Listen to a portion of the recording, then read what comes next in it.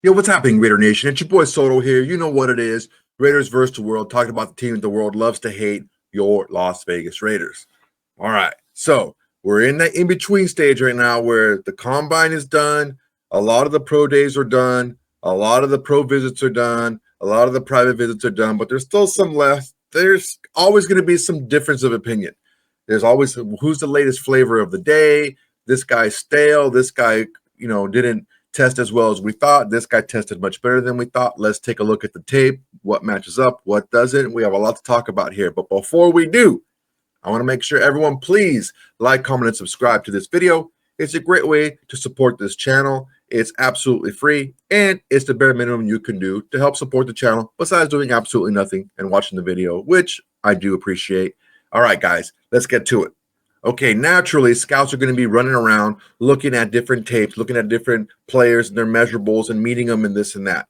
Look, ultimately, the most important thing is production. I feel it's production over potential. That's just how I feel. Now, I'm not saying to take a freaking dog just because he was able to make some things happen in college. No, there's got to be some middle ground there, and that's where it gets a little bit sticky. The guys that I want to talk about today are the draft risers and the draft fallers after the combine and pro days. There's several reasons why these players will be rising and falling, right? This could be on the field stuff, off the field stuff. It's just a whole number of things, just because everything is taken into account. When you're a big business and you're making an investment, a multi-million-dollar long-term investment into a singular person, not an acquisition, not a technology or anything like that, a single person, you got to look at everything, and everything is being looked at. And the guys who are a little bit more suited for the NFL game are starting to kind of raise up a little bit. And the guys who have a couple question marks here and there, they're starting to drop. Could be a majority thing, could be a production thing, could be a measurables thing. Whatever it is, something is there that's causing these players to either jump up on draft boards or fall down on draft boards. And we're going to take a look at them today. First guy we're going to talk about is Charles Grant, offensive tackle from William and Mary.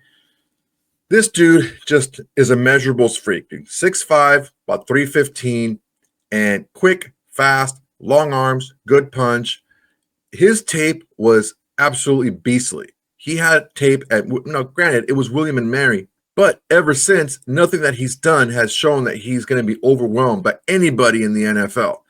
This dude can get it done. One of the big things that a lot of scouts alike about Charles Grant is the fact that he's a former wrestler. He hasn't played a ton of football. What that does is it shows that Charles Grant can use his hands really well, and he can anchor really well, and he can really win that fight, that one-on-one battle with the defensive lineman. A lot of scouts love ex-wrestlers. Bill Belichick is one of the guys who love taking former wrestlers who became offensive linemen and just kind of waiting it out and letting them develop, and in a couple of years have great offensive linemen. I don't think it's going to be that long for Charles Grant, but definitely a guy to keep an eye on. He's currently rated at number 81. I don't see him lasting that long. He's going to be in the second round, so his draft stock is actually rising as we speak. This guy's going to be, I think, a really strong player in the NFL for quite a few years to come. And I think that anyone takes him is going to have to get him. If not by the second round, he's going to be gone in the third round for sure. All right, the next guy here is probably the fastest riser in all of draft boards. It's Carson Singer, the linebacker from UCLA. Now, this dude was a former walk-on, and when you see his measurables, you kind of see why. He's only about 6'2". He's only about 220 pounds. He runs like a 4.7 40, but man, he's explosive. He had the best vertical jump out of any linebacker in the draft class. What does that show you? That shows you that it's not always about straight line speed, but quickness, explosion, powering through things. Now, he weighed in during the season at 220 pounds, but in the combine, when he did that vertical jump, that was the best out of any linebacker in the class, he weighed 240 pounds. All right, I'm going to tell you something right now. To be that explosive at 240 pounds is special. He was a walk-on. It's a big concern. I can understand if you're like a running back or a receiver or a quarterback even who is a late bloomer. Now, normally, if you have some athletic ability about you, you're going to get some kind of offer from somewhere. He didn't get any offers really from anywhere. He walked on to UCLA, became one of their star players on defense. So a lot of scouts are going to ask themselves, is this guy just a late bloomer and he's going to get even better? Is the best yet to come for Carson Singer? I think so. I think that because of his ability to know defense the way he does and be able to put people in positions to be successful, which is the most important thing out of your middle linebacker. He doesn't need to be super fast, he doesn't need to be super big or anything like that. You see a lot of 6'5", 5'10" guys at linebacker who are just killers because they know what they're seeing, they know how to react, and even more importantly, they know how to get everyone else in position to be successful. I think if Carson Singer can continue to be quick and explosive at 240 pounds with his ability to read offenses and set defenses, I think he can be a great player in the NFL. Currently, Carson Singer on the ESPN consensus big board is number 57 overall. That goes to show you he's just spiking through the roof. Don't be surprised if he's an early second-round pick. All right, the next guy on my list in the draft risers is David Walker, defensive end from Central Arkansas. This whole process is made for guys like Charles Grant, like David Walker. These guys are the guys that flew under the radar, but for one reason or another, they stayed at small programs, but they were super successful. When I watch tape on David Walker, it's incredible how he absolutely dominated the competition when he played in college. I mean, he was like unblockable. Nobody could block him. Then he goes to the Senior Bowl, and he's pretty much the same guy there too. When he wanted to bull rush somebody, he was taking people and just driving them back. Measurable wise, he's a little bit shorter. He's only 6 feet tall, maybe a little bit more, but he's 265 pounds with really long arms. Think of Brandon Graham. Think of like, there's something to be said about this, okay? Offensive tackles don't like to reach down to block guys. And if a guy's a little bit lower, he can get his pad level lower and really dip under the arms of these offensive tackles if they're strong and quick enough. David Walker is strong and quick enough. He showed that on tape. He showed it on the Senior Bowl. He showed it against anybody that will listen and watch him. He showed everything he can do. This guy's all over the place on tape. He's a sack machine, a tackle for loss machine, and he doesn't give up on plays. He's all heart, he's all motor, and measurables as well. Currently, he's number 148 in the ESPN consensus big board. He's going to be taken before that. 148 is like you're getting him in like the end of the 4th round or like maybe the 5th round. Like that's not okay. He's going to get taken well before that because look, it's not like, okay, I already have a really good quarterback. I don't need to take another really good quarterback. More than one defensive end can play on the field at one time, and you need more than 2 to play because you have a rotation. So if David Walker is there, even if you have 2 really good pass rushers like we do with the Raiders, it's still a guy you might want to get because, man, he's just that good rushing the passer. All right, up next is Jordan James, running back from Oregon.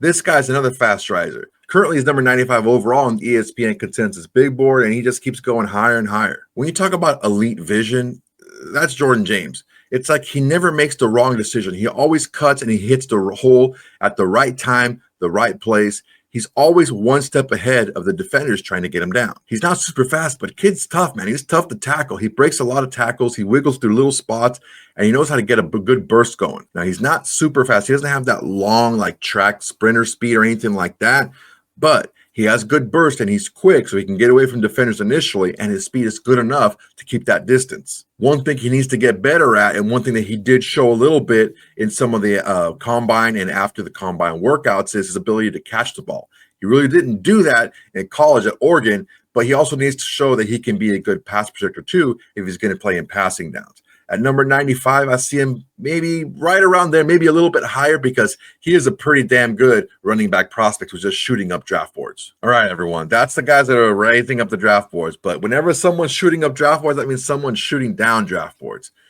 And there's a few. I'm going to talk about them right now. And first, I'm going to talk about quarterback from Alabama, Jaylen Milroe. I just think some of the things that Jaylen Milroe needs to work on are just too much for coaches to wrap their heads around and be okay with spending the type of pick it's going to take currently to get a quarterback, Jaylen Milroe, on your team. Right now, he's rated number 80 overall in the consensus big board in ESPN, but cut that in half. If you're a quarterback, just cut it in half. He's going to be in the top 50 because he's a quarterback and they're just valued more. The issue that we're seeing with Jaylen Milroe is initially what I thought when I looked at tape was Jaylen Milroe, his issues passing and his issues with accuracy on the short and intermediate passes was due to his footwork. Now, his footwork was not great. It was pretty bad at times. And it's because a lot of times he's used to running with the ball and he doesn't set himself before he throws. He has kind of a happier feet. But he also has really small hands for a quarterback. I mean, sub 9-inch hands. They're 3 3/4 inches. If you have that small a hand, it's tough to control the ball and get it where you need to get it. He throws a lot of ducks out there. It's like, oh man, it's hard to watch sometimes. That's going to be really tough to overcome if you're a Jaylen Milroe. Now the deep ball is great, man. Just hucking and chucking it down the field.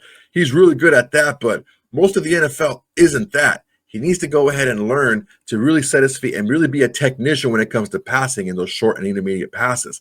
I just don't think that scouts are really seeing that happening with Jaylen Milroe, considering the most impressive thing about Jaylen Milroe is his running ability. But when you really study his running, it's not like he's Lamar Jackson or anything like that. He's not shifty. He's not quick. He's just more of like a speed guy. And those guys tend to get hit a lot. And I don't know if you want Jaylen Milroe out there getting a ton of hits if he's not a superb passer.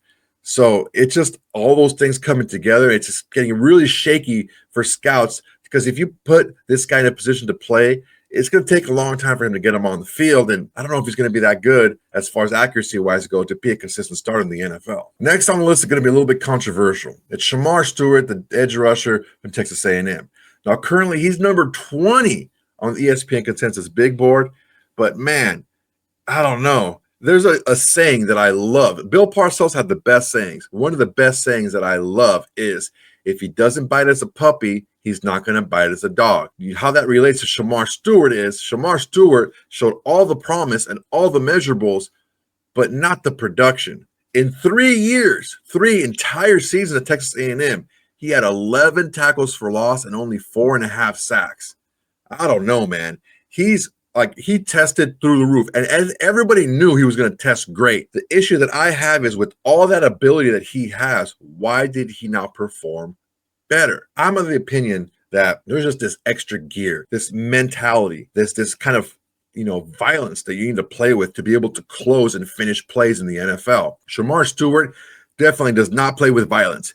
Despite his size and his measurables, he's more of a finesse type of guy, and that's just not going to cut it in the NFL. I'm not saying he's going to be terrible, but I don't think he's a top 20 talent and shouldn't be anywhere near the top 20 being drafted. Up next is really controversial, and it's really tough for me to talk about these next two guys because these are two guys that I was talking about maybe being a first, second round pick for the Raiders. The first one is Caleb Johnson, running back out of Iowa. He's falling on people's draft boards and consensus big boards because he's not really great at anything. If you're going to be high up, like the top 50 or something like that, you should be great at something. He's just not great at anything. He started off in the mid-40s. Now he's in the mid-50s, and currently he's a number 61 at ESPN's overall consensus big board. He ran a 4.57 40, which that's pretty tough considering the talent at the running back position right now. It's like, if you don't run fast and you don't do anything great, like there's too many other guys out there who we can get, not spend a pick that high on a player like Caleb Johnson. One of the things that's really kind of, I don't know, a little bit dicey about Caleb Johnson is his vision. Routinely, he bounces the ball outside when he shouldn't, or he takes a cut and hits a hole that he shouldn't. And the worst thing of all is he stops his feet a lot to process the information. He has to be able to process that info on the go. Now, when it's a clear lane, he can cut it, hit it one step foot in the ground, boom, and gone. But that doesn't happen very often. Now, he did face a lot of loaded boxes with Iowa because they didn't really disguise they were running. They wanted to run the ball, and I think everyone knew it. And despite that, he did score 21 touchdowns. So I'm not saying he's going to be a bad running back, but for the amount of talent in the running back position, I think there's a lot more running backs in this class that scouts are going to and GMs are going to be a lot more comfortable with because they do bring some elite trait to the table, whereas Caleb Johnson brings a lot of good, nothing elite. All right, this last one kind of hurt me in the heart because I had high hopes for this kid. But T-Mac, Tet McMillan, wide receiver from Arizona, he was late to the game. He was more of a volleyball player when he was younger. He was late to football, and his physical attributes just showed out. The guy has the size, he has the speed, he has the quickness, he has the ability with the ball in his hands. He's a hands catcher away from the body. He can leap. This guy has all the measurables in the world. But measurables are And every player in the NFL, every player, they're elite of the elite in athletes. So everybody in the NFL has measurables. What is going to take you from one step to another is what you do outside of your physical tools. How are you mentally, emotionally, and connecting with your teammates and coaches? T-Mac, he was caught on a video saying some things that are going to be a huge red flag for almost every single decision maker and scout in the NFL. Take a listen. You don't watch football? At all? At all. Is it hard to watch film then if you don't like watching football? Yeah. For real? That's crazy. I don't like watching film either. I don't ever need to watch it by myself because we go over as a receiver group. Oh, man. He doesn't watch football. He doesn't watch film on his own. He doesn't study on his own. And he was very cavalier about it. Like, no, I don't watch football at all. I don't like it. I don't watch film either because we watch it with the position group. Why do I need to do that on my own? It's like he's gotten as far as he's gotten with his physical tools. Now, granted, his physical tools are like next level, but if you're going to be successful in the NFL, if you're going to maximize those physical tools that you have to match it with the hard work and the mental tools off the field, which it's hard to put that want into somebody. If you see somebody who just doesn't want to work hard at something, trust me, it's pretty rough. Think about a job that you hated. How easy was it for you to go to a job that you don't like and give it your 110% every single day, as opposed to like an activity that you love and giving it 110% all day and not get tired of it?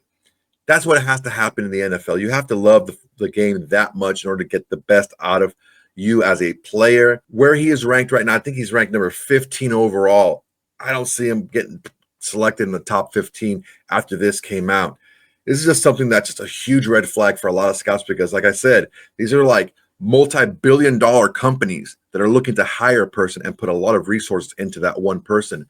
If they're not clear on that person's motivation and ability to get better and to improve, and not only individually but as a teammate, I don't think they're going to take that chance on this guy.